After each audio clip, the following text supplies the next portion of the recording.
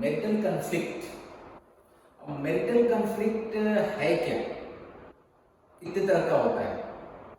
Marital conflict के बारे में हर लोगों का अलग अलग नजरिया है, बट मूलतः ये माना जाता है कि दो शादीशुदा लोगों के बीच का वैचारिक मतभेद है।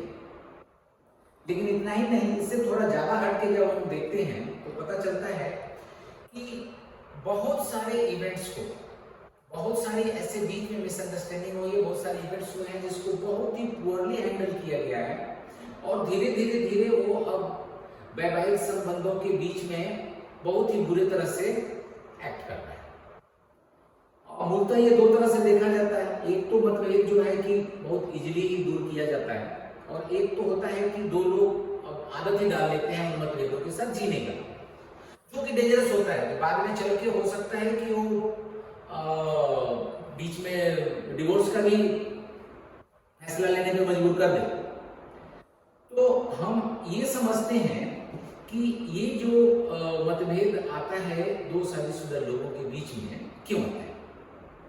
सबसे पहले तो बात ये है कि दो लोगों के बीच में जो अलग अलग वैल्यूज, अलग अलग सोशियो इकोनॉमिक बैकग्राउंड से, अलग अलग ओपिनियन वाले, अलग अलग व्यक्तित्व वाले लोग एक साथ में एक बंधन में बंध जाते हैं।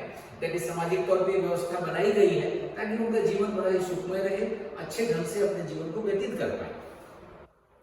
लेकिन दोनों के बीच में जो मतभेद उत्पन्न होता है वो क्यों होता है? क्यों? क्योंकि जो होना चाहिए वो नहीं होता है तो मतभेद उत्पन्न हो गए। अच्छा, दोनों के बीच में होना क्या चाहिए? ट्रस्ट।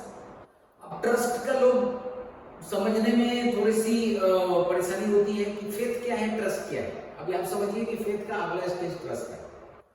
तो उतना अगर लेते हैं कि भाई हम दोनों के बीच का ट्रस्ट तो हिलता नहीं है। जैसे सिंपल सी बात होती है कि कल सुबह होगा, ये फेथ है, और 5 बजे का सुबह का अलार्म लगाना, ये ट्रस्ट है। पता नहीं रोज सोया रह जाता है, बट इतना ट्रस्ट है कि हम जगेंगे और 5 बजे जगेंगे, ये ट्रस्ट होती है। तो ये ट्रस्ट थोड़ी बड़ी लेवल की चीज होती है जो दोनों के बीच में होना बहुत जरूरी होता है, और ये थोड़ा टाइम लेके डेवलप होता है।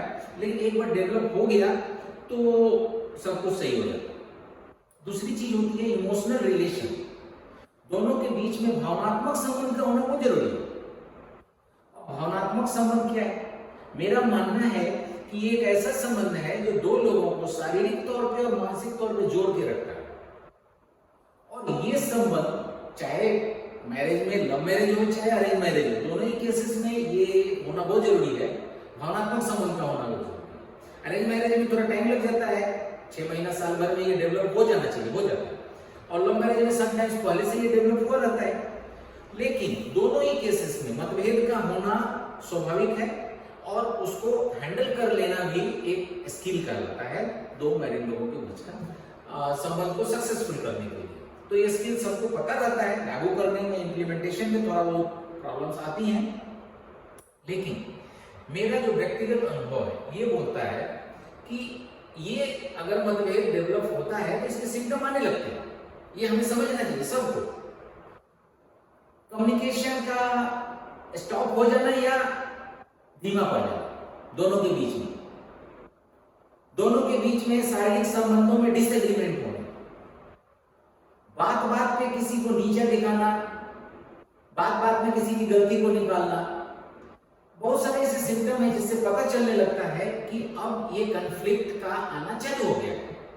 और माना जाता है कि ये 3-4 स्टेजेस में कन्फ्लिक्ट होता है। तो फर्स्ट स्टेज में तो कैसे होता है कि एक पक्ष, ही और सी, ऐसा लेता है कि ठीक है जाने दो, आप जैसा बोलते हो वैसा चलने दो। लेकिन ये लंबे समय तक नहीं चले,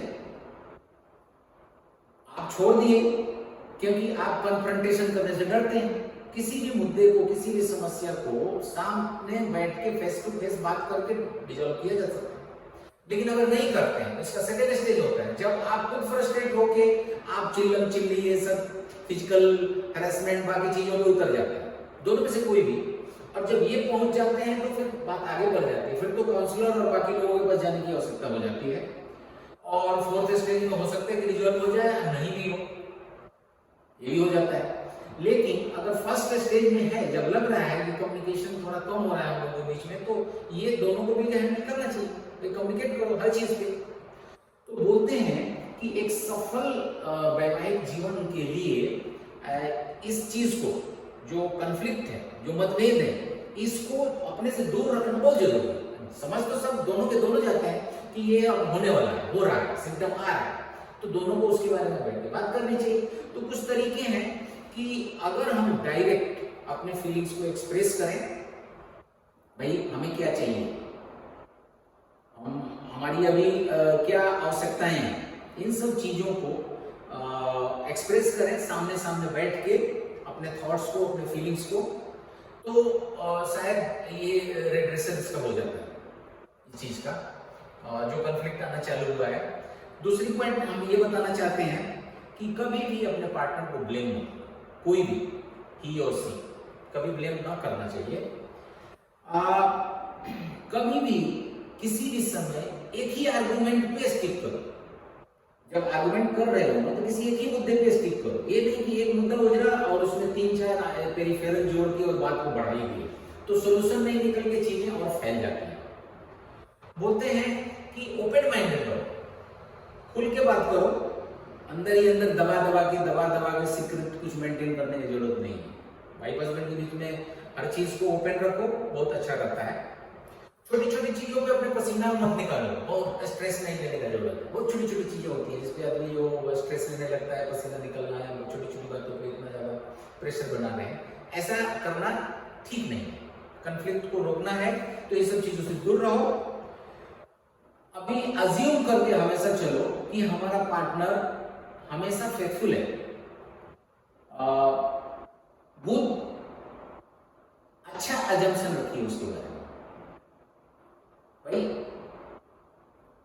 करने के लिए कोई कुछ भी कर सकता है, तो अगर ट्रस्ट है तो सर्टेनली एक अच्छा ओपिनियन रखेंगे अपने पार्टनर के बारे में, हमेशा अच्छा ही सोचेंगे, और ये सारी कॉन्फ्लिक्ट आने को हम अवॉइड कर सकते हैं।